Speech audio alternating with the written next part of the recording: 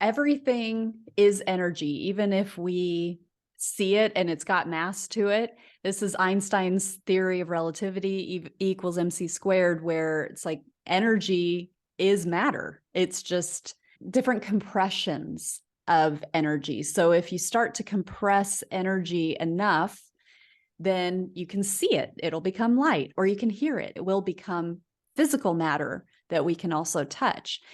And so that means that we also are energy. And this can, it's scientific. If people are thinking like, oh no, that doesn't make sense. No, really, we are all energy. Everything is energy. Yeah. Hello, and welcome to the Connectedness Podcast. Just as you might have guessed, I talk about connection and connectedness on this podcast, our connection with everything in the world around us. Whether you see it or not, we're all connected, and it doesn't matter if it's our dog, our cat, our God, our body, and I'll also talk about some more abstract connections like our career or our land, our community, our emotions, your body. Life is all about connection, so the sooner we recognize that, the sooner we can have an easier, more meaningful life. I will talk about these connections through different lenses, things like synchronicities and coincidences, or just everyday little bits of magic and miracles that we usually dismiss. It's really important that we pay attention to all of this so we can live an easier, more meaningful life. So welcome to the show. I'm your host, Karen Cleveland. Welcome to the show, Kara Goodwin. How are you today? I'm great. Thank you so much for having me. I'm excited to be here. Absolutely. Yeah, I was, listening to the podcast and reading through your webpage and all. And let's start with your podcast right now, just as a point of entry. Mm-hmm. You have, your podcast name is The Meditation Conversation, which I love because Thank you. we love conversations and meditation is a great topic. So why don't you tell me and the listeners a little bit about how you started that and why you started it, and perhaps a little bit how you evolved to that point even.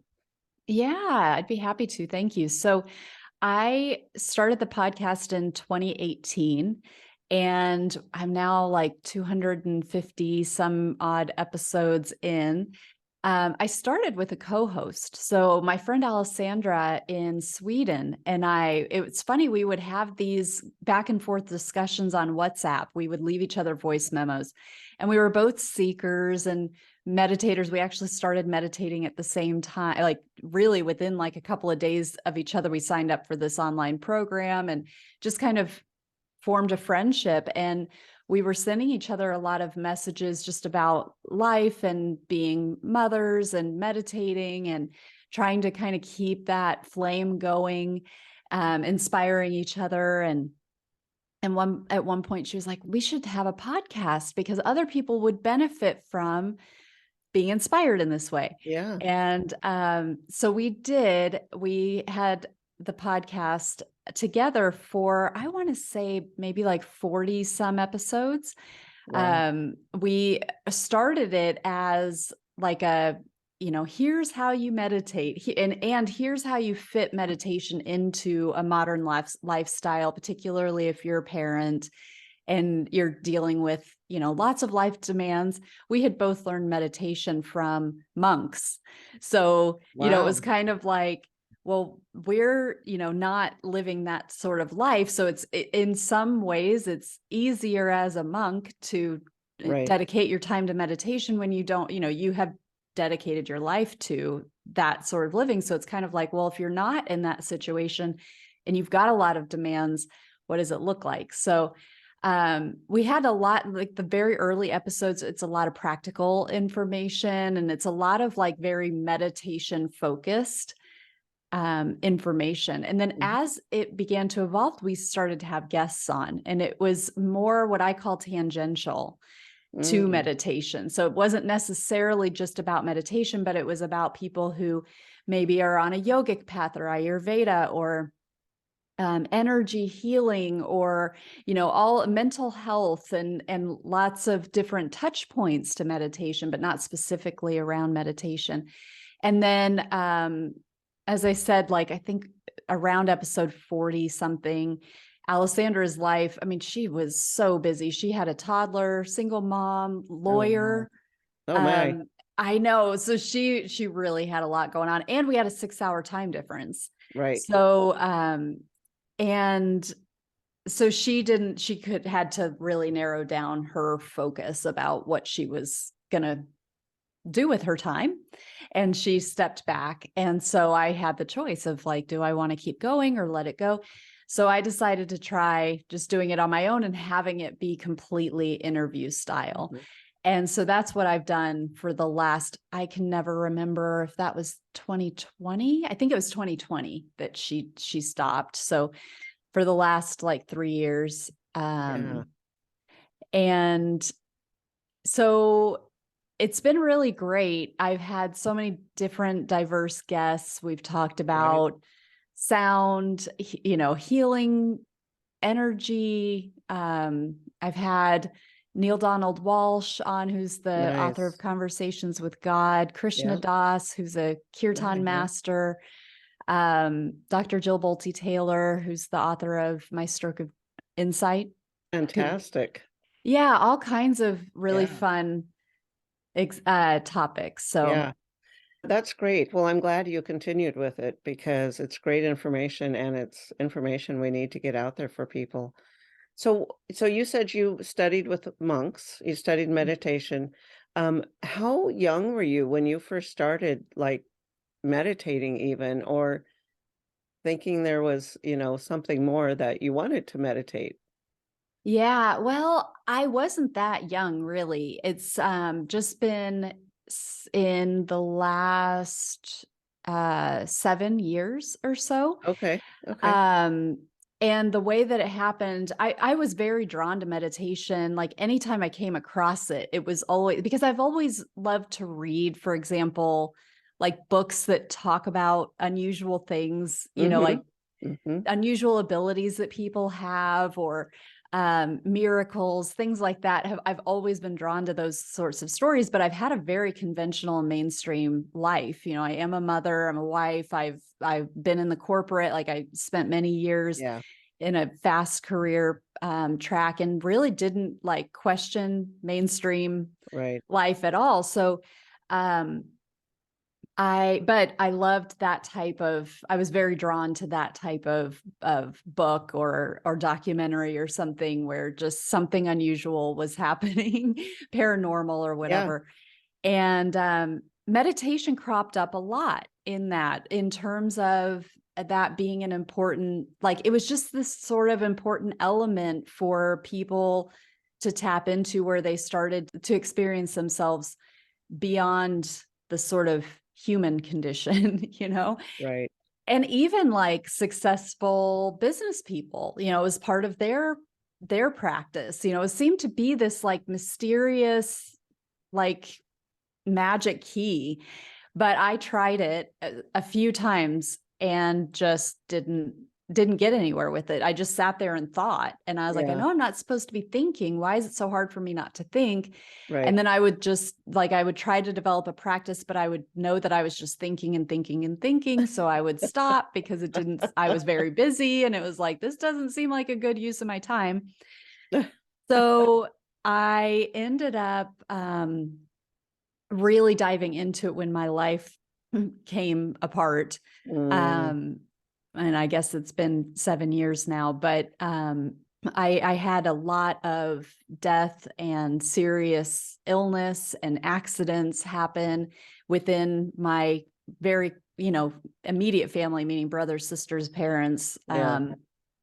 And it all happened within, like, starting in May of that year. My sister-in-law took her life, and she had 2 little children, and that Wow. just threw our family into a survival mode. I mean, it was just so shocking. And 3 weeks after that, our dog died. Oh, And a few weeks after that, while this was happening, my stepdad was having an issue in his brainstem, spinal column what's the brainstem and like that neck area, but like to do Okay. with the spinal cord is what I'm trying to say. And he needed a very delicate surgery on that. That was, very like, don't want anything to go wrong with that. And Right. Right. what we weren't sure what was going to happen with it. It took a while to even know what was the problem anyway. So all of that was going on. And he had a surgery on that and rehab and all of that. Then my mother-in-law was hit by a motorbike when she was crossing the street. So Oh she my was in the gosh. hospital for a long time. And then Wow.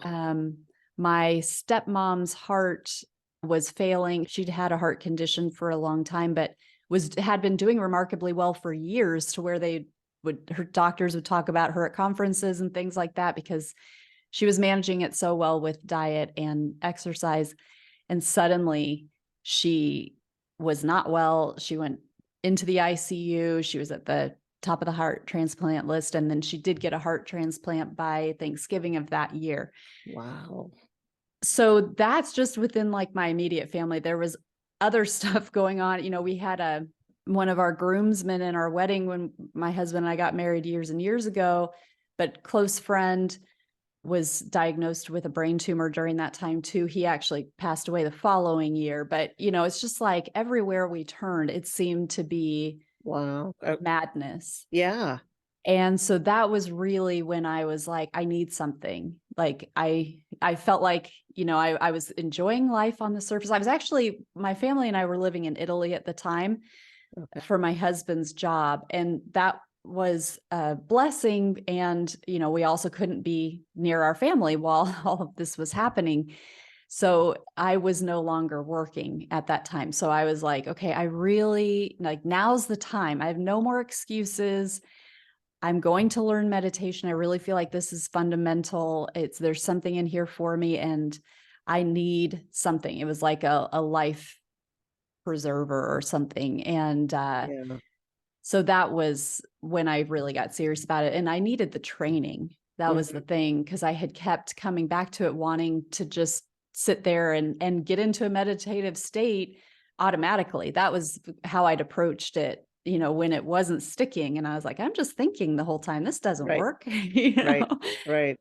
So I found teachings and a group that could actually help me to learn how to do it. And it is a step-by-step process. And there are methods that can help to be able to quiet that mind, rather than just sit there and expect that if that's what you want to do, that's what's going to happen. Yeah, and I think that's important for people, but also to hear that, you were just sitting there thinking, which, it may isn't meditation, obviously, but sometimes it's good for people just to sit and be quiet for a few minutes like that. Anyhow, so what would you say then? So you said the world fell apart around you. I mean, Mhm. it's crazy the number of things, and that's really interesting to look at, I suppose, retrospectively. But Mhm. what do you suppose? How did the meditation, carry you through that? So you started following these teachings, and how did you feel you benefited from it? That's a great question, because when it started, even though I was learning from monks, I had a very secular approach within my heart about it. I was very much like, I'm not sure about the God thing. I don't know. I wasn't atheist, but I wasn't really sure. It was more that I did believe that there was a God, but I didn't really feel worthy, or that my problems were, there's so much devastation across the planet. There's starvation, there's war, Right. so it was one of those like, focus on that. The consciousness that I had at that time was like, there's only so much God to go around, and I'll Oh, be fine. You know what I mean? oh, yeah. I didn't really feel that personal connection or worthiness.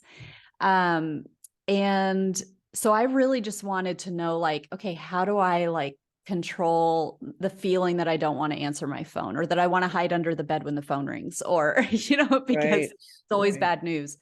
And so it really just like, I want to feel better. I want to feel less stressed. I want to feel like I used to feel. And so there, through meditation, I was able to get to those states in terms of just learning how to calm my mind, which was a big thing. And, honestly, looking back, as you're asking me this question, I think part of it too was just having that activity of learning Mm, something new. It was opening up this whole world that I was unfamiliar with. There was philosophy behind it too, because of the method that I was using. There was yogic philosophy that went along with it. There, I was learning about energy. I was learning about frequency. And so to some extent, it was kind of opening up this new unfamiliar world, which gave me a focal point yeah, that wasn't, oh my God, what is going to happen next, right. um but over time, I did develop a much more spiritual aspect to my meditation and opened myself up more and more to my spirit and my eternal nature. And it became, now it's like, that's what my meditation is. It's very, very spiritual, and it's very much about connecting to myself and remembering that I'm more than this human, temporary Right. body and personality. But it did take me time to get there. So I can't really say that sort of connection to spirit was really part of that early Yeah. coping.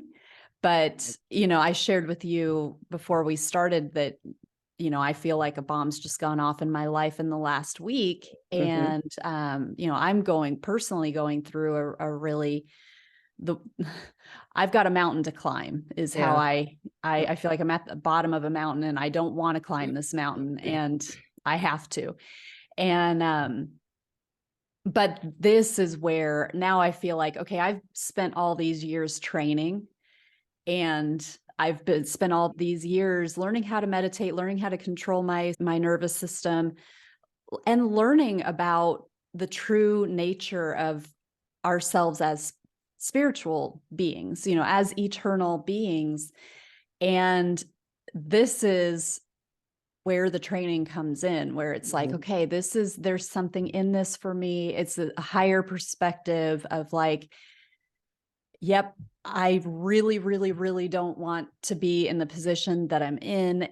And that it's purposeful. Like, Yeah. I'm also curious about, like, how will this play out, that it helps somebody down the line, or it opens something up that I have never even considered before for me or for other players in this.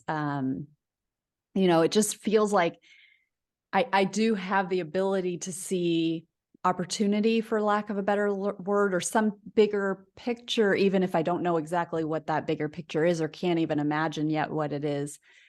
Right. And so that has continued to serve me in that way, and maybe even more so now from that Yeah. perspective than at that time. So you're getting ready to climb this mountain and you have the training behind you. So I know that you'll know what to do with your meditation. Do you have any ideas for someone that perhaps hasn't been training as long as you have, and they see they have this mountain in front of them as well? What are some, are there any easy tricks to get started, or is there any way to help calm the body just on the fly when we need help? Yeah, that's a great question. So one of the things that's right there for all of us is the breath, and the way that the breath affects the body and the mind. And so when we take some breaths that move our tummy, so we get those deeper breaths that go all the way down into the belly, and we can feel the belly expand as we inhale and relax back as we exhale. Just taking some intentional low breaths kicks in our parasympathetic nervous system. And when our parasympathetic nervous system kicks in, it takes us out of fight or flight. It takes us out of the stress response. It's a physiological response where the body says, oh, they're relaxed. My person is relaxed. So everything's okay. And it starts changing the chemical reaction within your body, Mm, changing the hormone levels. It changes it allows that cellular regeneration to happen. If we're breathing high, which is the automatic stress response, is that you breathe higher up in your chest, which invokes the sympathetic nervous system, which is the fight or flight. And oh, our fight or flight is fantastic when we need it. Like if we actually need to run away from something or fight something, like, we want that survival instinct, but it's what we're not meant to use it all the time. We're meant to use it when right. we need it. And so, but we're running around in these overstressed states and we're seeing threats in everything. We're seeing threats in the workplace in terms of just like, oh my God, I have a deadline and my boss is going to yell at me, or I'm not going to be a top performer, or whatever it is, whatever we're telling ourselves. Or socially, this Yeah. person isn't going to like me anymore, or whatever our story is. But if we are stressed in any way or have perceived stress, then it's a shallow breath higher up in the chest. That is fight or flight. That is where all of the energy and the life force of the body is going out to the legs and the arms, our extremities, and it's ready for quick action. But that's preventing like our body from doing the cellular regeneration, doing the deeper work, being able to heal and do cleansing, within it keeps us out of homeostasis where the body is functioning as it's designed. Yeah. So that's an easy low-hanging fruit that's there for everybody. And even if you've already learned about the sympathetic and parasympathetic nervous system, I find I can't hear it enough because it's so easy to forget. Yeah. And it's like, oh yes, the breath, breathe in the belly. That's like magic. I think that's great. And I don't think I've ever heard anyone explain the science of it before about kicking in the parasympathetic nervous system. Um, Yeah, and that makes sense. So, we tell people, okay, take a deep breath, but we don't really know why. We just tell right. them to do that, right? Right. It's part of our conventional wisdom that's just been passed down through the ages. But you come to a child and they can't child comes to you and they can't form their words and they're like so frantic because there's so much going on and they just can't spit everything out. And what do we say? Hold on, take a deep breath. Yeah. Yeah. We know it within ourselves, but yeah, having the understanding of what science has found to catch up with, why does that make us feel better, can kind of amplify the effects when we need it. Right. Right. Yeah. That's great. So any recommendations on a length of time or even just one breath is good? I would do it if you're really feeling stressed, give yourself a couple of minutes to just tune into the breath and just, keep bringing your awareness back to the breath. If your mind starts to get hooked in again of like, wait a minute, we've got to worry about this. Don't forget about this. Yeah. That's just your mind. And it's these patterns. We've got these like patterns that are like grooves in our consciousness that we can fall back into these grooves and get back into that worry if we want to. But if we choose to, there's so much to do with choice and intentionality, but choosing to say, this is my time with my breath, that can wait. It can wait 2 minutes while I gather myself and get Right. back into feeling good for a moment. Yeah, exactly. Yeah, 2 minutes is it's a great, it's just something and it's Yeah. really important. So you also talk a little bit about energy and frequency and our body and why that's important. Do you want to touch on that a little bit? Yeah. So everything is energy, even if we see it and it's got mass to it. This is Einstein's theory of relativity, E equals mc squared, where it's like energy is matter. It's just different compressions of energy. So if you start to compress energy enough, then you can see it. It'll become light, or you can hear it. It will become physical matter that we can also touch. And so that means that we also are energy. And this can, this it's scientific. If people are thinking like, oh no, that doesn't make sense. No, really, we are all energy. Everything is Yeah. energy. And when we bring frequency into it, frequency is the rate that the energy is flowing at. So if we think of these waves, like if you've seen the light spectrum, for example, if you've seen like a graph of the light spectrum where it's energy waves going up and down in like red, you see what red looks like in a wave, and it's slower. It's like longer waves than purple. Purple's like tighter. It's Mm-hmm. just higher and it's closer together. And so that has to do with the frequency. Frequency is just like how many waves are we getting over the course of a wave. And so there's higher Okay. frequency and Okay. there's lower frequency. Okay. And as we are kind of evolving from an energy perspective, we are increasing our frequency. So if you want to think of it as waves, we are becoming like higher waves. And we can think of waves just as information. It's just like more is coming in at one time. Again, if you think of like, if a wave is slow and long, there's not as much happening over the course of that time as when it's shorter. And Right.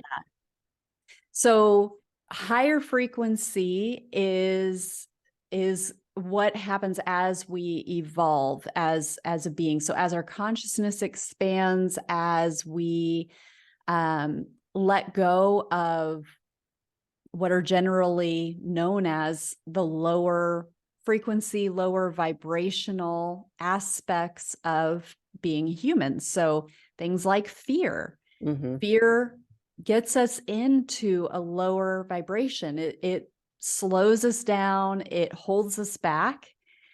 Anger also is one of those low frequency. Sadness, all of those things. When you're not feeling good, when you're feeling triggered or upset or off, your frequency has dropped. Right. And when you're feeling joyful and elated and inspired and creative, you're riding a higher frequency. And we aren't necessarily like one frequency. I mean, we do oscillate. We Mm-hmm. move, we're dynamic and things change. And at this point, because of my practice, like and because I've done so much immersion into frequency and energy and so forth, I mean, I can feel when my energy has dropped, my frequency has dropped.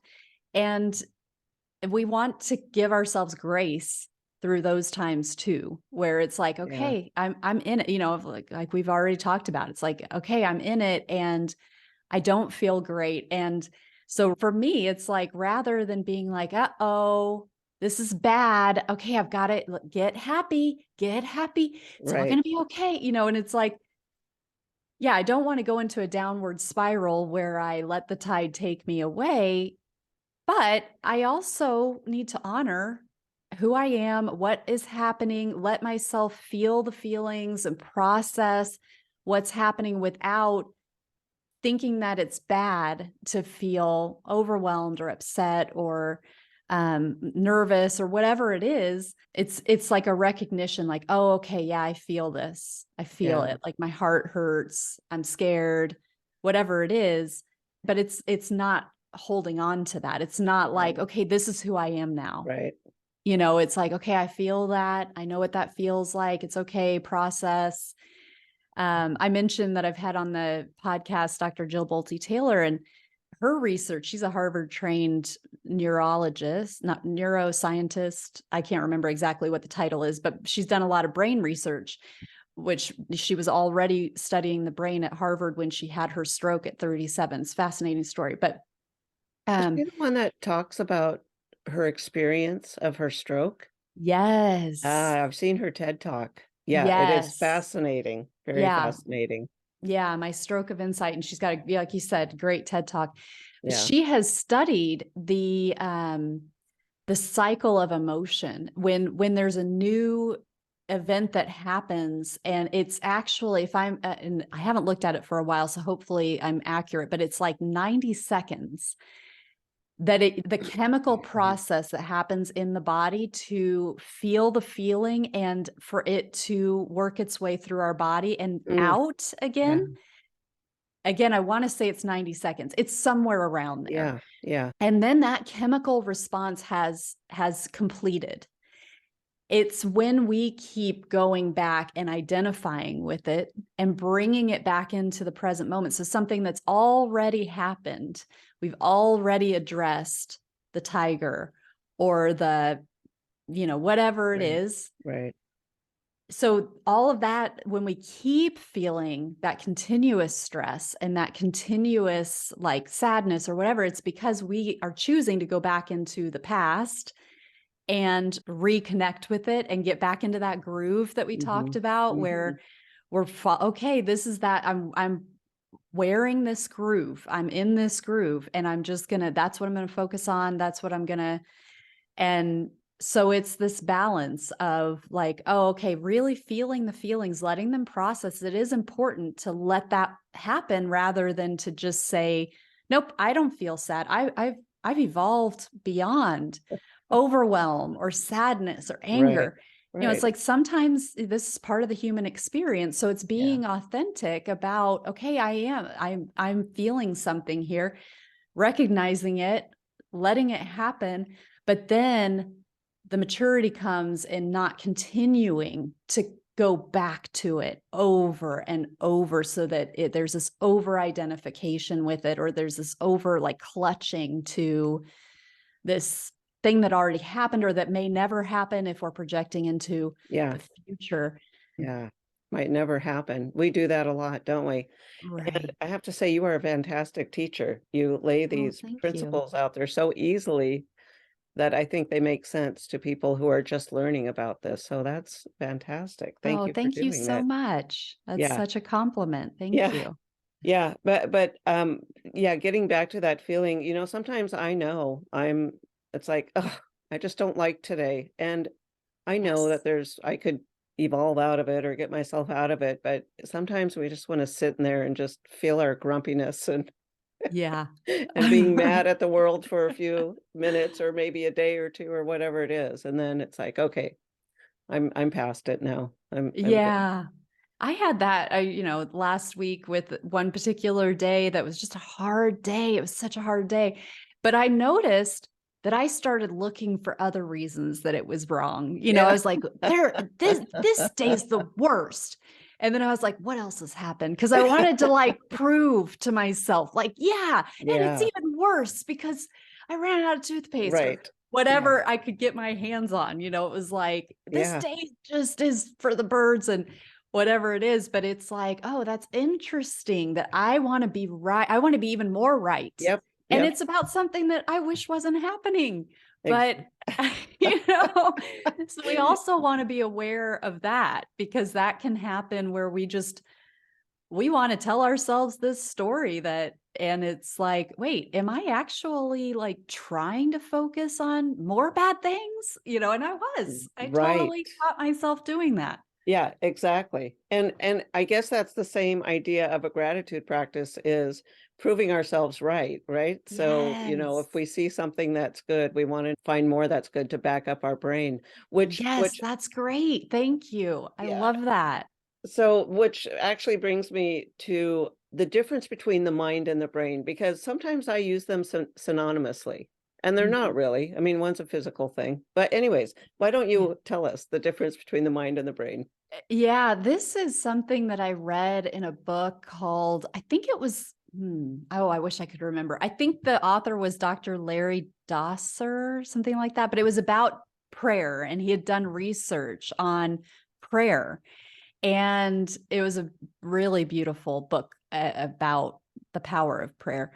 But he made this point about the difference between the mind and the brain that I had never considered before. But he was talking about, we use those interchangeably, as you said, but really the mind is more like our awareness. And we Mhm. tend to put that we correlate that with the brain, but they're actually two different things. And he talked about the brain being more like a filter or a receptor, Mm. a receiver, sorry, a receiver or a filter, where like the mind in one theory is that like the mind is this thing that's not even ours, only ours. It's like this field of Oh, consciousness, of energy, and the brain is filtering what all this huge, enormous amount of data that is in the mind that we share. We all share this mind. And the brain, you can again think of it as like a filter. So, like, what we actually become aware of is like what the brain is bringing to our, making us aware of, or that it's like a receiver, like the way that we have a radio and we turn it to a certain dial, which of course the radio uses frequency. That's what those uh-huh. numbers are.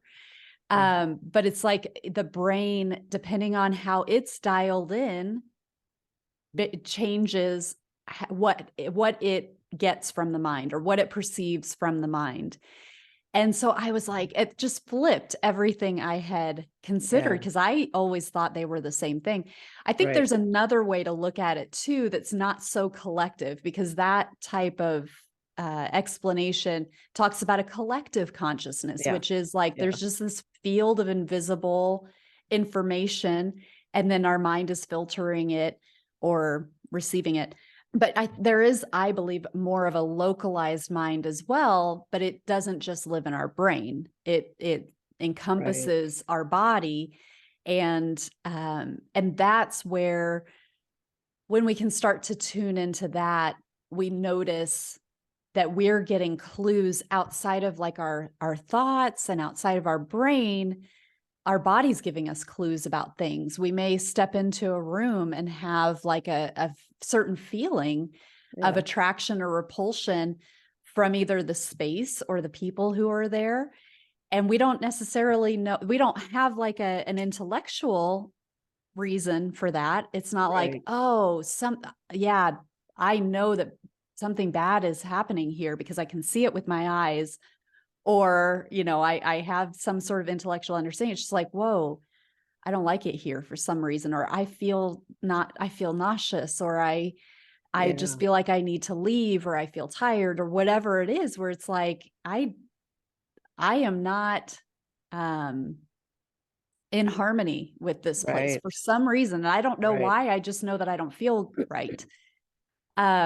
And so that would be more of like an individualized mind concept that is beyond our brains. Whereas our Yeah. brains, it's more like thoughts, it's more of the rational, kind of linear type Mhm, of mhm. thinking.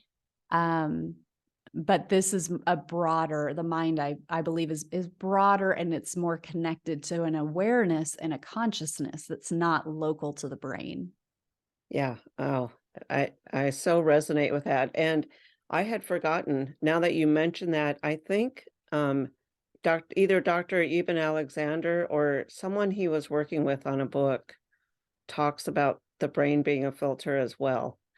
And, Oh, but I can't remember who it was exactly that I've heard that idea yeah. and I've forgotten about it. And I would actually love to explore this further in consciousness and intuition and all Yeah. that, but maybe a different show will have to go down a different route for this. But, I do wanna wrap this up a little bit, and Mhm. so this is all so wonderful and fascinating, and I know you have fantastic guests on your show, so probably we could listen to your podcast and get all the information we need. But why don't you let my listeners know where to find your podcast, where to find you, what kind of work so how do you work with people? I mean, what kind of work do you do? Yeah, thank you. Well, I have a membership that where I meet with people regularly. We meditate together about once a week. We have wisdom talks where we discuss things like what you and I have talked about today, and it's just a way to think in a bigger way, Mm, in a more holistic kind of spirit. How does this relate to spirit? Um, way. And so that's called the Healing Hearth. And people can find out about that on karagoodwin.com.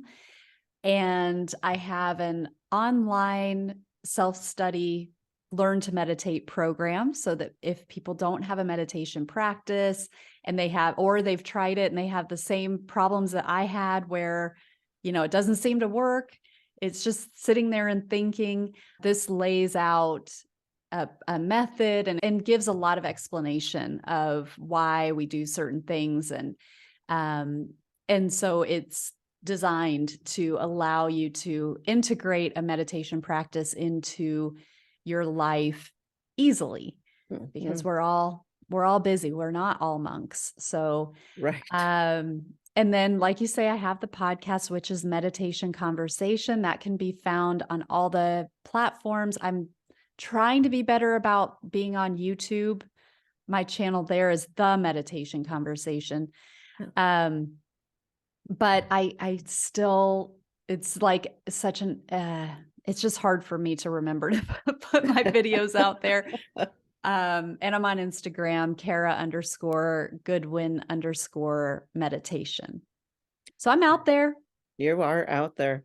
And I know occasionally you do some retreats. Maybe next year you'll Yeah. do another retreat. So, Yes. yeah, that's fantastic. So, of course, all the links will be on the show notes page. So, if you're driving and can't write anything down, you can look at the show notes later. Well, thank you so much. I really love our conversation today. So much to think about, and so understanding, so understandable, I guess is the word. So, thank you so Oh, much for being here with us today. thank you for having me. This has been such a joy. I really appreciate it.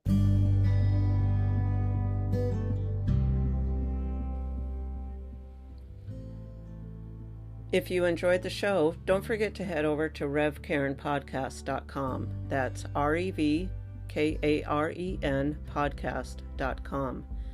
There you're going to find the tools for finding more meaning and happiness in your own life. Plus, if you have a story that you want to share with me, either on or off the air, be sure to look for that form. Make sure you follow me so you get notified when new episodes drop. And also, I'd love to connect with you in my Facebook group, Connectedness with Rev Karen. So head over to revkarenpodcast.com. I hope to see you there.